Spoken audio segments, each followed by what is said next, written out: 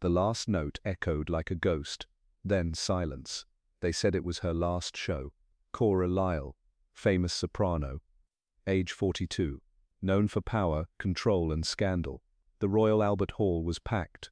Not just music lovers, socialites, journalists, a few enemies too. 8 p.m. sharp. She entered. Crimson gown, ostrich feathers, calm face, controlled steps. She didn't smile.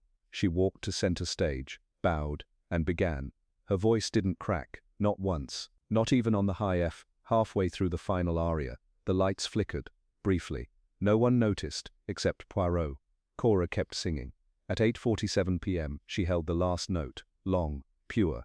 Applause came 3 seconds late. Then it exploded. She didn't bow again. She turned, walked off stage. Right foot limped slightly. Another thing Poirot noticed. Her manager smiled from the wings. She didn't look at him. No one saw her after that. Not in the dressing room, not in the lobby, not in the car. The staff assumed she left from the back door. She didn't. Her husband was waiting at home. He said she never arrived. At 3:12 a.m., a call was made to the police. By 9 a.m., headlines were printed. Diva vanishes after final bow. One slipper was found backstage. No blood, no note, no signs of struggle, just silence. Detective Poirot read the news at breakfast. His spoon froze, mid-air. He said one sentence. She did not vanish. Someone removed her. He stood, quietly, adjusted his cuffs. Then, he said a second sentence. We begin at the music. She was never seen again. Hercule Poirot wasn't interested in music, until music turned into mystery. Breakfast was quiet. Poirot was peeling an orange, not with a knife,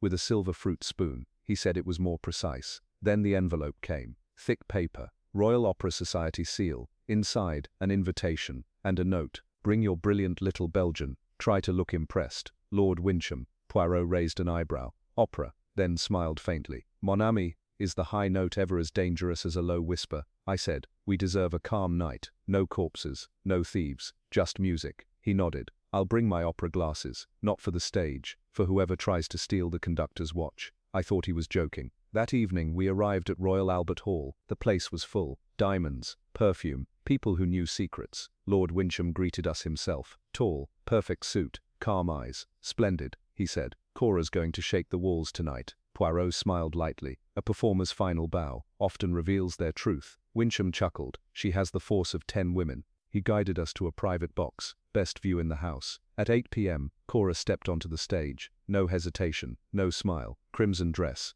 high hair, controlled posture. She stood in the center, took a breath, and began. Her voice hit hard, clear, sharp, no softness. The crowd didn't move. Neither did Poirot. He raised his glasses slowly, watching not the stage, but the audience. I leaned in and whispered, she's like a lioness. Poirot murmured back, she's a volcano, and that temper is real. When the performance ended, the room exploded in applause, but something felt off. She left the stage too quickly. No second bow. Her eyes had sparkled, but not with joy, not with relief. It looked like she knew something, something no one else did. Cora's eyes sparkled that night, like someone who knew a secret she wasn't ready to tell.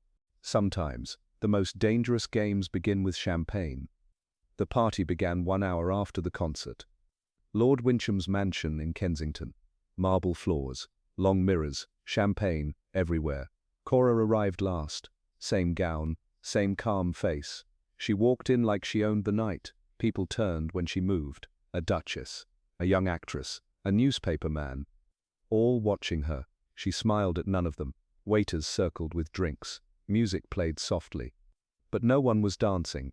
Then she saw us. Ah, the detective, she said, loud enough for the room to hear. Come here, Monsieur Poirot. Her voice didn't need volume. It had weight. Poirot approached, bowed politely. Are murderers really as obvious as the papers say? She asked. Poirot replied.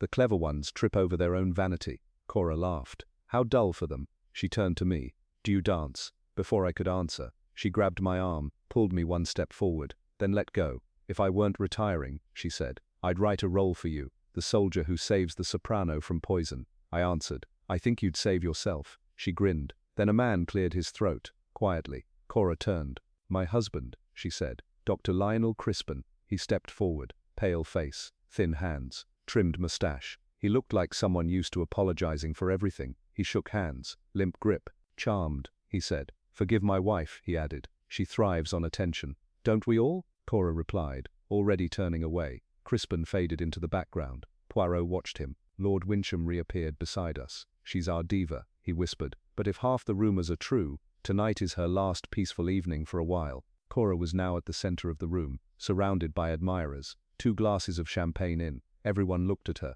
except her husband. He stood alone by the wall, watching nothing. Poirot leaned in. "He is the shadow to her spotlight," I said. "They seem like opposites." Poirot nodded. "Some men don't mind shrinking, until the shelter becomes the storm." "You think something's wrong?" "I think," Poirot said, "she enjoys the attention too much to walk away quietly."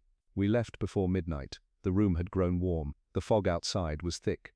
I looked back once. The windows glowed gold. "She's something," I said. "Now she'll vanish to Italy, or France, and write a book." Poirot shook his head. "No, mon ami, that woman isn't ready for silence. By morning, her bed was cold and untouched. He said she left in the night, but the door was locked. The police arrived at 4 a.m. Dr. Lionel Crispin opened the door. Alone, calm, he said. She left around midnight, went out for air. He didn't hear her go, said he was asleep, said it wasn't unusual. She liked the garden at night." Poirot asked. "Was anything taken?" "Nothing important," Crispin replied. "But one small bag is missing. Her clothes. Jewelry. No, just a travel bag. Some gloves. A silver cigarette case." Poirot noted it. "Any signs of struggle?" "None," said Crispin. "No broken glass. No blood. The back gate was locked. The car was untouched. No staff saw anything." Poirot watched him carefully, then asked, "And you, doctor? You went to bed directly after the party?" "Yes," he said. "Didn't even have my usual cocoa."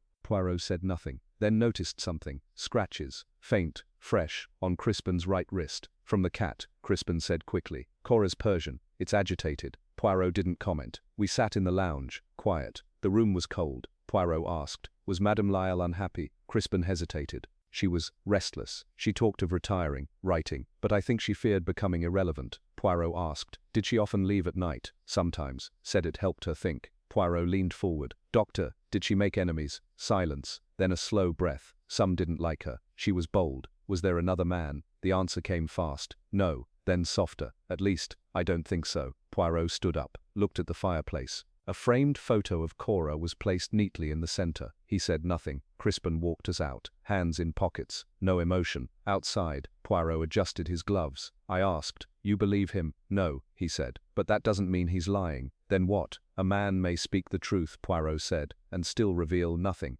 He flinched when Poirot asked about enemies. Curious, behind every star there's someone who knows the truth in powder and silk. The note arrived in the morning. Lavender paper. Elegant handwriting. "Monsieur Poirot, I must speak to you. Discreetly. 4 p.m., the palette room. Corner booth. I'll be wearing violet gloves. A friend of Cora." We went. The palette room was quiet. No cameras, no curious eyes. She was already there. Violet gloves. Dark coat. Late 40s. Strong features. Faded makeup. She introduced herself. Allegra Montrose. "I dressed Cora for 12 years. Poirot said nothing. Just waited. She continued. "She didn't leave on her own." Poirot asked, "You're certain?" "Absolutely." Cora liked attention, but she feared silence more. She wouldn't walk away. Poirot leaned in. "Did she have enemies?" "No one hated her," Allegra said, "but she had rivals, other sopranos, jealous ones, some critics, a few journalists." Poirot asked, "What about in private?" Her eyes shifted. "That's where it gets complicated." "Go on," Poirot said. "She had affairs. Nothing shameful, but one stood out. A tenor, yes, Julian Falk. He sang opposite her in Ada, 2 seasons ago. Was it serious? For him, yes. He was obsessed, very intense, dramatic. She ended it. She did. He didn't take it well." Allegra's voice lowered. "One night, backstage, he threw roses at her feet, called her a fraud, said she used him." Poirot asked, "Was he violent?" "No, not then, but he changed. He once sent her a letter, unhinged, begging her to run away. Did she keep it?" "She did. Said it might go in her memoirs." Poirot nodded. "Did Dr. Crispin know?" She shrugged. "That man knew more than he let on. Quiet types usually do." Poirot sat back. Allegra reached for her cup, then paused. "She said something else once," she added. "About Julian." "What was it?" Allegra's voice was steady now. "She said he once swore, 'If I can't have you, no one will.'" She said he once swore, "If I can't have you, no one will." Julian Falk checked out of his hotel, but no one saw him check in anywhere else. We traced Julian Falk to a small hotel near Bloomsbury. Not expensive, not cheap, quiet. The concierge remembered him. He stayed for 3 nights, he said. Checked out Monday evening. Poirot asked. Did he say where he was going? He just said one thing, I need inspiration. Then he left. Alone? Yes. With a suitcase? Small. Did he leave a forwarding address? No, sir. Just a note for the laundry. Poirot nodded. Did he receive visitors? Not that we saw. Letters. 1 envelope. No return name. Hand delivered. Still have it? No. He tore it up after reading. Poirot stood silently for a while, then asked to see Julian's room. It was already cleaned. We checked the register. No one matching his name or appearance had checked in anywhere else in the area. Poirot stood by the window. He disappears the same night Cora does, he said. Coincidence, I said. Maybe he followed her. Poirot shook his head. Or maybe he ran. We returned to the opera house. The building was locked, but Poirot had permission. We went backstage. Cora's dressing room was still untouched. Scarves, perfume, sheet music. Poirot moved slowly. He lifted a pile of programs from the vanity, paused. There it was, a card. He held it up with 2 fingers. Simple white stock, embossed font. Julian Falk, Tenor, Grand Palais de Genève. No note, just the name. Poirot looked at me. Why leave your card in a room no one visits, he said. I said nothing. Poirot pocketed the card. His voice was quiet. Someone was here after the concert. Someone who wanted to be found. In Cora's dressing room, his card was waiting. The mirror still smelled of her perfume, but her reflection was gone. We returned to the opera house the next morning. It was closed to the public. Poirot showed his credentials. No questions were asked. The assistant manager led us through the side entrance. Name Mr. Welby. Nervous, holding a clipboard like a shield. This way, he said. We followed him down a long hall. Backstage. Dim, empty. Cora's dressing room hasn't been touched, Welby said. Police said they'd return. They haven't yet. He unlocked the door, hand shaking slightly. Poirot stepped in first. He didn't speak, just observed. I followed. The air inside was still. Perfume lingered. Something floral, not strong, familiar. Vanity table ahead. Scarf still draped over the mirror. Dressing gown hung on a hook. Faint crease at the shoulders. Poirot moved slowly.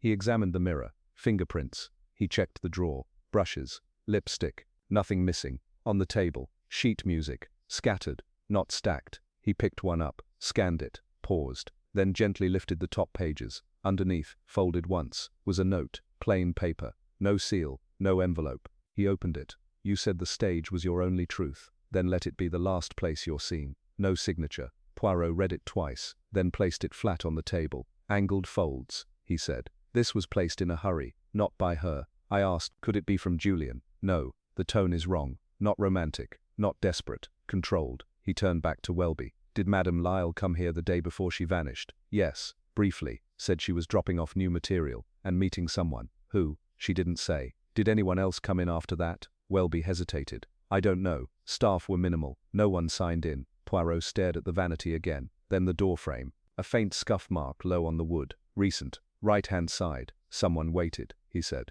Quietly. Inside the room. I asked, what for? To place the note. Or worse. Poirot moved to the curtain behind the mirror. He ran his hand along the top seam, then stopped. A small thread. Blue. Silk. Not Cora's color. Not from her gown. Poirot nodded slowly. He didn't speak for 10 seconds. Then finally said, she wasn't alone, and she never left the building.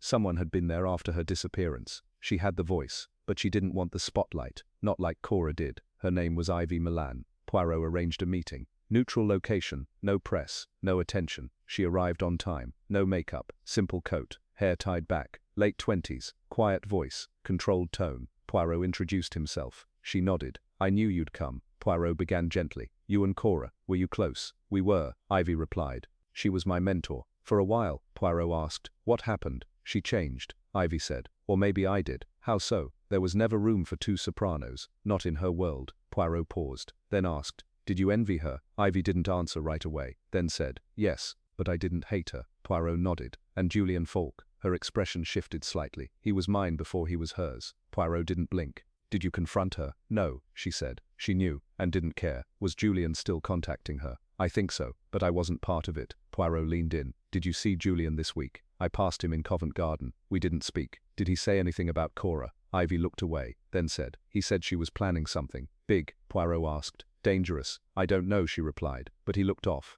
Poirot tapped his finger on the table. One last question, he said. Do you think Julian would hurt her? Ivy hesitated. Then, he loved her too much. That's the problem. Poirot watched her closely. She reached for her cup. Her grip was unsteady. She smiled, but her hands were trembling. Poirot Constello. She reached for her cup. Her grip was unsteady. She smiled, but her hands were trembling. Poirot pierced. He collected people like paintings, and some he kept forever. We returned to Lord Wincham's home that evening. He welcomed us in his robe, glass of brandy in hand. No news, he asked. Poirot shook his head. Just questions. Wincham waved us into the drawing room. The fire was lit. The room, quiet. Portraits covered the walls, mostly performers, mostly women. Cora's image appeared 3 times. In one, she was mid-song, eyes half closed, mouth open, painted like royalty. Wincham saw us looking. She hated that painting, he said. Said it was too soft. Poirot asked, "You commissioned it?" "Of course, every major role she sang. I documented it. Her legacy matters." Poirot didn't respond. He walked slowly, noted the details. The arrangement, the lighting. He stopped in front of a silver frame. A photo. Cora, bold signature in black ink. Wincham said, "She gave me that the night of her farewell. A parting gift." Poirot leaned closer. "Beautiful image," he said. "When was it signed?" Wincham shrugged. "Monday, I think." Poirot didn't correct him. Instead, he asked, "Was Julian Fawkes ever invited here?" Fawkes. Wincham laughed. "No, he was unstable, obsessed. He once threatened her," Poirot said. "I know," Wincham replied. "That's why I kept him away." Poirot nodded. "You cared about her. I invested in her," Wincham said. "She was more than a singer. She was history." Poirot tilted his head. "And when history wants to move on?" Wincham didn't answer. He walked to the drinks tray, poured another glass. Poirot stepped toward the grand piano. Sheet music rested on top. "Unpublished work?" he asked. Wincham smiled. "Cora's private compositions. I'm organizing a tribute concert." Poirot looked at the score. "Did she give this to you?" "She left it behind. I only discovered it this week." Poirot stayed quiet. I watched the room. Nothing felt casual. Every object had placement. Every photo, framed tight. Poirot turned back to the silver frame, took a closer look, then paused. His hand hovered over the bottom right corner. I stepped beside him. The date, written in Cora's handwriting, Tuesday. She had disappeared Monday night. Poirot spotted the signature on the photo, dated the day after she disappeared. A confession is rare, but this one felt rehearsed. It happened 2 days later. Scotland Yard called us in. Julian Fawkes was found dead. Gunshot, chest wound, clean, body discovered in a rented flat off Gower Street. The scene was quiet, neat, almost staged. He was slumped on a settee, shawl draped over his shoulder, brandy glass half full, bottle open beside him. A small pistol rested on the floor, near his hand. On the table, an envelope, addressed to Monsieur Poirot. Poirot opened it. "To the detective who sees too much. I loved her, but she was never mine. She vanished from me long before she vanished from the world. I cannot carry this weight. Please don't judge me too harshly. Julian Fawkes." I read it twice. Poirot read it once. He said nothing. Then he scanned the room. The pistol had no fingerprints. Neither did the glass. Poirot walked to the fireplace, stopped. A framed photo of Cora sat on the mantel, same one we had seen at Wincham's house. Poirot picked it up, turned it slightly. "There's fresh soot on this side," he said, "but not on the other." I asked, "So, this photo was moved," he said, "recently." He pointed to the table. "Look, there was ash. Fine, fresh, but no ashtray nearby, and no cigarettes. Julian didn't smoke." Poirot said it quietly. "Someone else was here. The room was too clean. The placement, too perfect." Poirot tapped the envelope. "Confessions rarely come typed," he said, "and never this neatly." I asked, "You think he was murdered?" Poirot didn't answer. He just stared at the ash. The ash on the table didn't belong to him.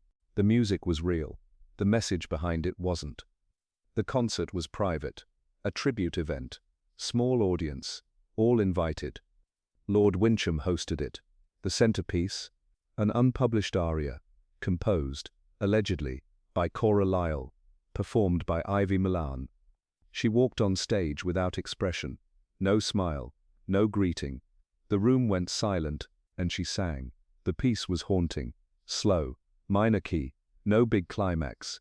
Everyone clapped. Except Poirot. He leaned over and whispered, "That was not written by her." I asked, "You're sure?" He nodded. Her structure was sharper. This was designed to sound like her. After the performance, Lord Wincham showed us the score. Thin paper. No watermark. No publisher stamp. Handwritten title. "For the next voice, not mine. Delivered to Ivy a week ago." She claimed it came in a plain envelope. No return address. Poirot asked for the original copy. Wincham hesitated, then brought it out. Poirot placed it next to Julian Falk's suicide letter. He took out a magnifier, checked the strokes, angles, pressure, ink absorption. He didn't speak for 5 minutes. Then he stood.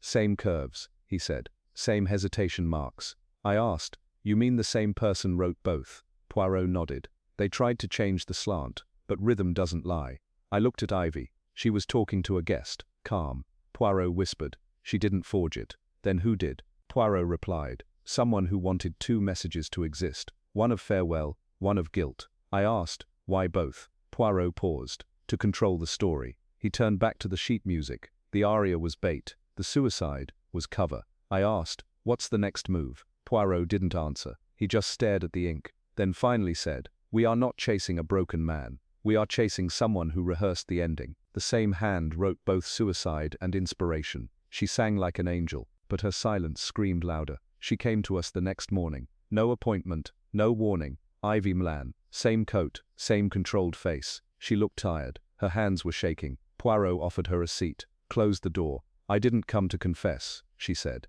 Poirot nodded. Then what brings you? She hesitated, looked away, then back.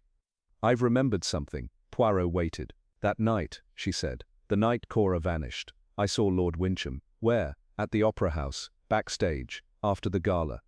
Poirot asked. Was he alone? Yes. I was leaving. He was coming in. What time? Just after 10. Poirot leaned forward. Did he speak to you? He offered me a glass of wine. Did you take it? No. I said I had a sore throat. He smiled and walked on. Poirot asked. Did he seem nervous? No. He seemed prepared. She paused. Her breathing changed. Poirot said nothing, just watched. Ivy lowered her voice. I think he was there to meet her. Why? She mentioned him earlier, said he was being too sentimental, that he didn't want her to leave. Poirot asked. Did she seem afraid? No, but annoyed, like someone trying to escape a fan. I asked. Did you tell anyone this before? She shook her head. I didn't know it mattered. Not then. Poirot nodded. But it does now. She looked down, then said, quietly, there's more. Poirot stayed silent. I don't know everything, she said, but, her voice dropped. I think I know who did it, she whispered. I think I know who did it, she whispered. I think I know who did it, she whispered. I think I know who did it. Wincham's stage was set, but for a different kind of performance. Poirot reviewed the timeline again. Monday night. Cora's final performance. Curtain call at 8:47 p.m. After party began at 10. We left by 11. Ivy saw Lord Wincham backstage around the same time. No one else reported him there. Tuesday morning. Cora was missing. Julian disappeared. A forged aria surfaced. Poirot laid out the letters side by side. Julian's suicide note. Ivy's musical dedication. Same handwriting. Poirot made a call. 30 minutes later. We were inside Wincham's theatre storage. Props, costumes, blank stationery, stage lighting controls. Poirot examined a shelf. Found paper. Aged, unmarked. Matched the suicide note. He found ink. Same hue. Same smudge behavior. This is where it was done, Poirot said. We checked the drawers. Stencils, fountain pens, practice sheets. Rehearsed, Poirot muttered. Every letter. Then he pulled a folder from a cabinet. Old newspaper clippings. Most were reviews of past shows. One stood out. A French headline. Dated 6 years ago. Soprano vanishes after Paris gala. No suspect ever named. No body found. Only one photo remained. Wincham and the missing singer. Poirot closed the folder. He's done this before. Back at our flat. Poirot paced. He listed facts aloud. Cora wanted to retire. Julian supported her. Wincham did not. He planned a tribute concert before she vanished. He controlled the story from the start. Photos, letters, music. I asked, what about the motive? Poirot stopped, faced me. He didn't want her dead. He wanted her preserved. Not remembered through life. Remembered through mystery. He tapped the piano bench. She wasn't allowed to leave. Then said it quietly. He preserved her. Just not alive. He preserved Cora. Just not alive. She died where she had lived. In the arms of an illusion. Poirot made the call to Inspector Japser. We need access to the theatre. Tonight. We arrived 1 hour later. The opera house was dark, silent, locked from all public entry. Poirot led the way through the rear service door. Japser brought 2 constables. Poirot said nothing until we reached the lower hall. The basement, he said. Show us the prop rooms. Welby, the assistant manager, unlocked the corridor. Only one room had an iron bolt. He hesitated. That door hasn't been used in years. Poirot nodded. Open it. It took force. Hinges resisted. The air inside, still. No windows. One overhead bulb. Dust, but not undisturbed. A trunk sat in the center. Large, old, wooden, theater stamped. Japsa opened it. Inside, fabric. A rehearsal shawl. One red heel. And then, Cora Lyle, still in costume. Head tilted slightly. Arms folded. Face calm. No blood. No bruises. Her skin pale. Lips faintly colored. No sign of pain. One hand was closed. Poirot reached in carefully. Opened her fingers. A pansy. Pressed. Dried. Japsa stepped back. Silent. Poirot whispered. He placed it there. Remembrance. Or control. Welby looked sick. Poirot asked, who had access to this room? Only production heads, he said. And Wincham. He oversaw staging. Japsa looked around. She's been here the whole time. Poirot nodded. He didn't bury her. He displayed her. I said nothing. Poirot stood slowly. He knew the timelines. He knew the exits. He dismissed staff early. Japsa radioed for forensics. Poirot looked at the wall. An old theater poster, torn in one corner. Title, The Farewell Note. Poirot said. He wanted her ending to be perfect. I asked, when do we arrest him? Poirot answered, we already did. The final aria had already been sung. He didn't want her to grow old. He wanted her to stay perfect. Forever. They brought him in quietly. No struggle, no questions. Lord Wincham sat in his drawing room, brandy in hand. Poirot entered first. Inspector Japsa followed. Wincham didn't look surprised. So, he said, you found her? Poirot nodded. She was in the prop cellar. You placed her there. Wincham took a sip. She didn't suffer, he said. She fell asleep. That's all. Poirot stayed calm. You gave her wine. After the rehearsal. She trusted you. She always did, Wincham said. Poirot moved closer. You couldn't let her go. Not to Julian. Not to the Riviera. Not to anything less than perfection. Wincham smiled faintly. She was preparing to vanish, he said. Leave it all behind. No ending. Just fade. Poirot replied. And you wrote the ending yourself. Wincham stood up. Slow. Steady. I gave her immortality. She was going to waste it. Poirot asked. Did Julian know? He suspected. She told him someone was watching her. He told Ivy. Ivy told me. Poirot glanced at Japsa. Wincham continued. He came too close. Too loud. I made it quiet. Poirot said nothing. You don't understand. Wincham added. People forget. I didn't want that. She belonged to the stage. Poirot said, calmly, she didn't belong to anyone. Wincham stared at the glass in his hand. I didn't want her to age, he said, or disappear in a scandal, or get replaced. He looked up. Voice steady. I wanted her to stay. Just like that. Forever. Poirot turned to Ivy. She stood in the doorway. Quiet. Pale. Poirot nodded to her. You're safe now, he said.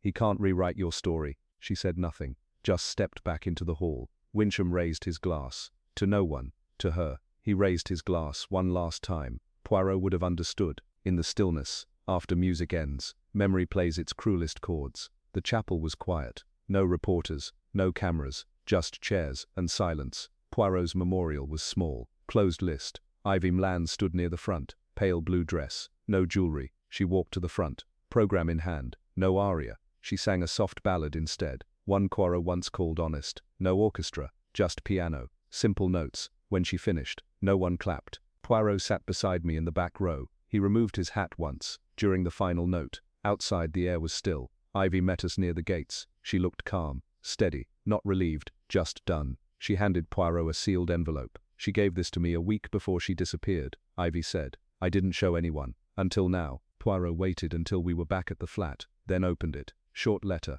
one paragraph, handwritten. My dear Ivy, I see in you what I once had. Hunger, fire, danger. Let it burn, but protect it. Don't let anyone else shape it. They will try. I'm leaving the stage, not because I'm done, but because I choose to stop giving it away. Yours, C. Poirot read it twice, then folded it, and placed it in a file. He spoke after a pause. Some people die twice, he said. Once in silence, once in memory. I didn't reply, he added. She knew someone would try to control the ending. She just didn't expect it to come so soon. I asked. And Ivy? She'll be watched, Poirot said. But I believe she's free. I nodded. Poirot stood, closed the file drawer. That chapter is finished, he said. But the echo will remain. I said nothing. Poirot looked toward the window. Outside, a child hummed a broken melody on the street. He listened to it for a moment, then said, the curtain has fallen, but the story will echo, forever.